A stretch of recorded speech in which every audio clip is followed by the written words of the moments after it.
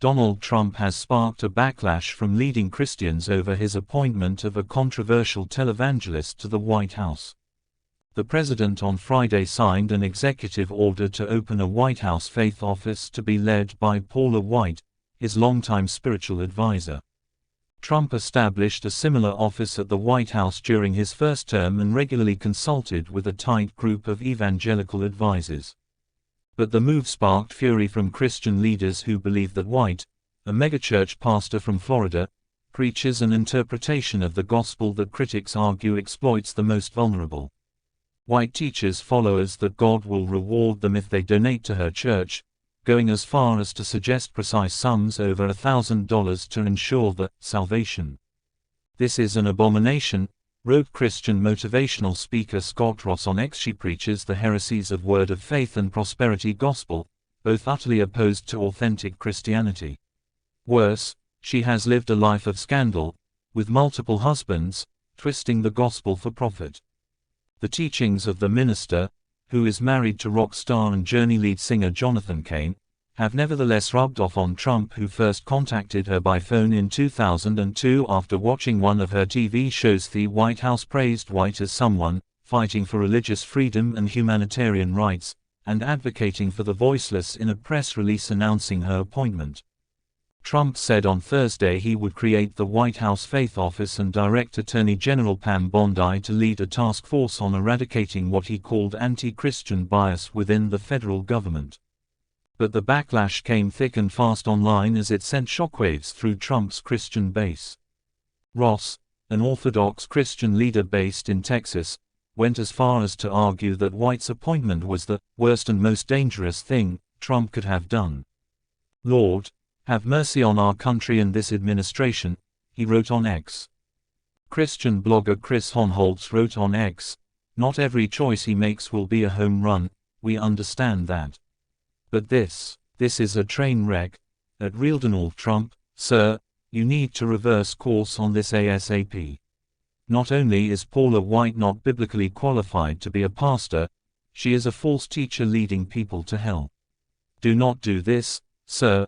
Paula White is a known heretic and known false teacher who has no regard for the gospel of Jesus Christ." John Root, a conservative YouTuber, stated, "This is the worst decision President Trump has made since taking office. Paula White is a heretic who peddles the prosperity gospel. Plus, women should not be pastors according to the Bible." White distanced herself from the prosperity gospel in a 2017 statement that said she would reject any theology that doesn't affirm or acknowledge the entirety of scriptural teaching about God's presence and blessing in suffering as much as in times of prosperity. This despite a televised Easter sermon in 2016 in which she asked her congregation for a specific donation to demonstrate their faith in the resurrection. There's someone that God is speaking to click on that donation button by minimizing the screen. And when you do, to sow $1,144. It's not often I ask very specifically, but God has instructed me and I want you to hear. This isn't for everyone, but this is for someone.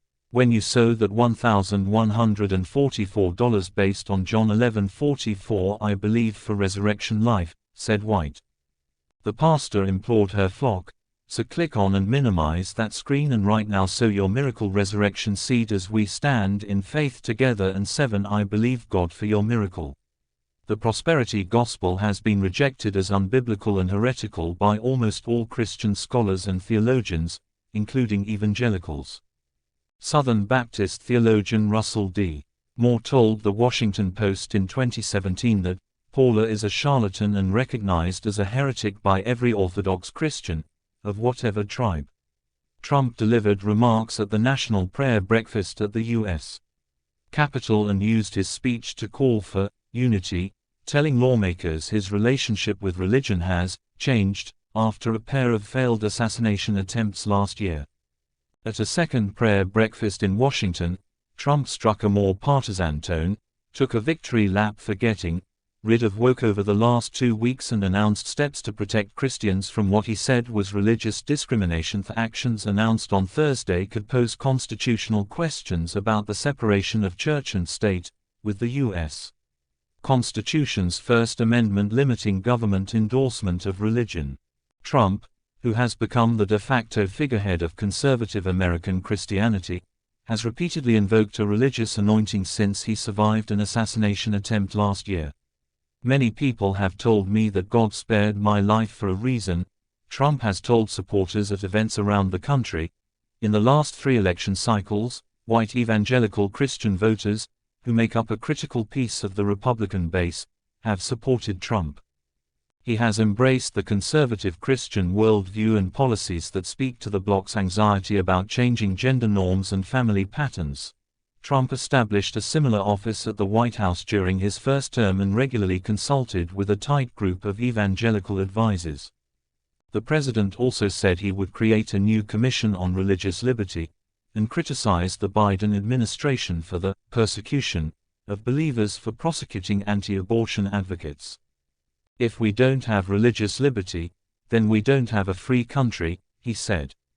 "I have been appointed to lead the White House Faith Office," wrote White in a statement to X. The office will work alongside Attorney General Pam Bondi to combat discrimination against Christians in federal institutions and ensure religious liberties are upheld across the country. She previously served an advisor to President Trump in the White House Faith and Opportunity Initiative, as well as the chairwoman of his Evangelical Advisory Board.